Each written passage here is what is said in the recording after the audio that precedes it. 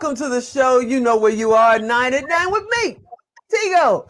And as always, I love bringing great experts to tell us all kinds of cool stuff. But over the last year, other than the word pivot, I have heard your brand, your brand. If you're going to start a business, you got to worry about your brand. You got to worry about how you're going to get your word out there.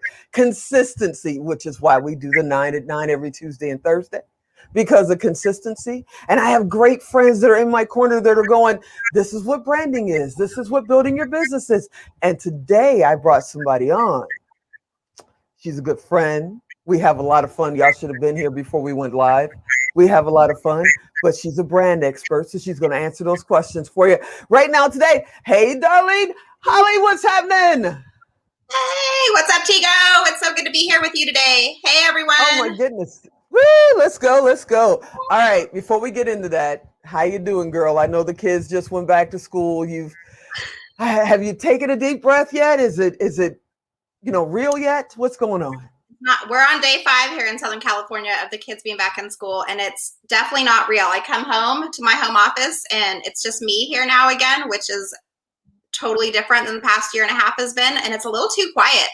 I'm definitely not wanting them to come home, but I'm still getting used to like my flow back at work again with actually being able to come home, relax for a minute, dive into my work, and actually get all my work done in peace and quiet, which I haven't had for a while. So you had a little taste of empty nest syndrome way before it's time to have empty nest syndrome. Yes. Yeah. The past couple of days I've been like, wait, is this how it used to be? I guess it was. It's been so long since I had like actual quiet me time that wasn't me like locking myself in a bathroom and taking a hot bath and like hoping and praying the kids didn't come in just so I could have like that 20 minutes of Zen time. But yeah, it's weird with them being back in school. But it's really nice also to come home and like actually be able to concentrate and get my stuff done in way less time, which is what I talk about all the time with my clients is like work efficiently, be succinct with what you're doing, get everything done quickly and strategically and easy so you don't have to work a ton. And then I feel like because of COVID, there was never any like big blocks of time that I could actually work. So I feel like I've been working in the nooks and crannies of being a mom and doing everything else. So it's nice to have a chance now to just go back to my scheduling and get everything done on my time and not have all the interruptions that was coming with COVID. Now I got this visual of an English muffin because you said nooks and crannies and now I'm hungry. Okay, never mind. I'm just thinking, there are young moms out there that probably started their first business while, all this has been going on for the last 18 months. They got into a rhythm with the kids being home and, family, significant other, and building their business. And now they're going through that as well. It's quiet now. And now they have to adjust their schedule. How do you get motivated to not work in the nooks and crannies, but actually dedicate time while the kids are at school? How do you get motivated to do that? Yeah, I love that you asked that because so many people that I talk to ask that question all the time. They're like, I come home and I'm used to the kids being there. So a lot of moms will start their business even before their kids are even in kindergarten. So they're used to working with them and they go to school and then they're really not sure how to handle the quiet. And the best thing that I can say is come home and give yourself like 10 to 15 minutes before you actually start work for yourself. Like go through the house, like organize the kitchen if breakfast morning was crazy, clean up the kitchen, get all those things put away, exercise, take a few minutes for you.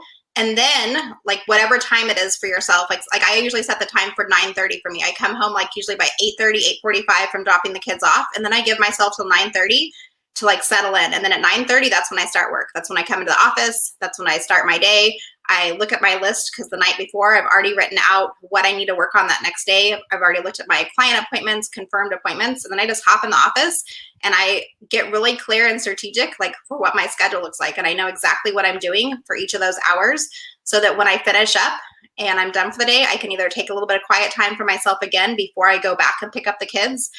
And that schedule seems to work the best. Like just giving yourself some space at the beginning, at the end, almost bookmark your work schedule. Like give yourself some quiet time in the beginning and then some space at the end. That way you don't feel like you're rushing from task to task. Actually breathe for a minute. Take a second for yourself. Like sit down and make a smoothie and sit on the couch and just relax for a minute and make a smoothie. Or you leave. We're just going to talk about food this morning. Apparently I'm hungry too. But then you can transition to going and picking up the kids. I know for myself, the most overwhelm I typically feel is if I'm like go, go, go nonstop. If I like leave one call and I'm racing to the next call, or if I finish working on creating a blog or content or recording a video, and then I automatically have to hop on a phone right afterwards, it doesn't give myself that space that I need to just kind of have that easier paced business. I call it like kind of like a slow business model. Like I don't want to be go, go, go. That system doesn't work for me. So just clear your schedule a little bit, make it a little bit slower. So I want to thank you, because I realize now that you jumped on literally right after dropping off the kids. And because we meet a few minutes before we start the show, and we're right in your Zen time. This is right before you're supposed to start your day. We're in your Zen time. So I want to thank you for that. But, and then I got to ask you your website, because I know Alan has been popping your website in and out, but I know people are listening too. So where can they find you before I ask this next question?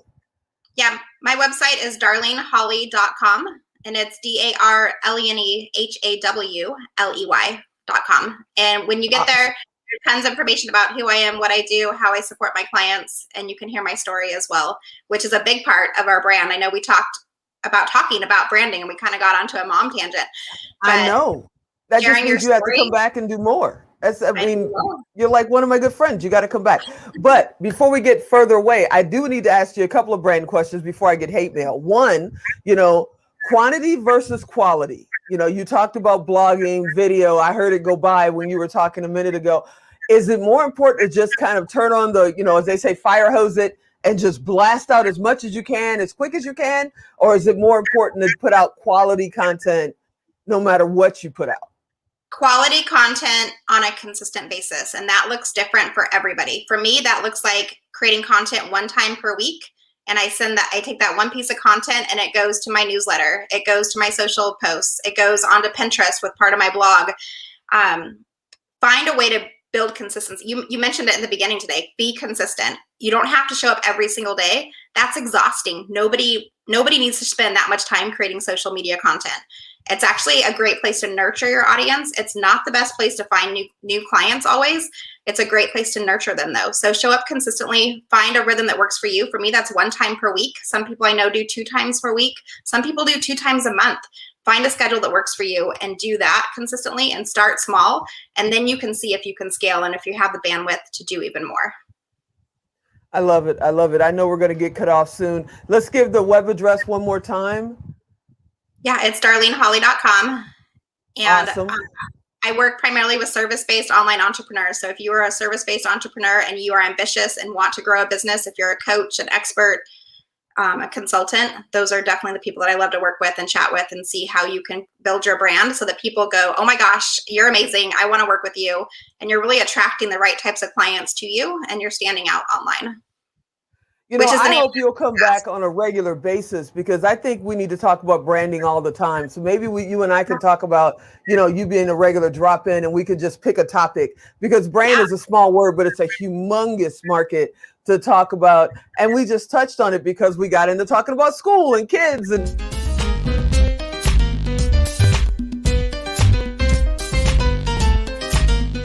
really, Alan? Really? So we only got to touch on this much of branding, I know. And we're going to have Darlene come back, and hopefully she'll come back on a regular basis. If you guys want to know more about branding, she's our expert. She knows what she's talking about.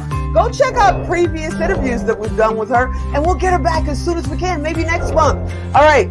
Thanks for watching. I hope you'll be here next time.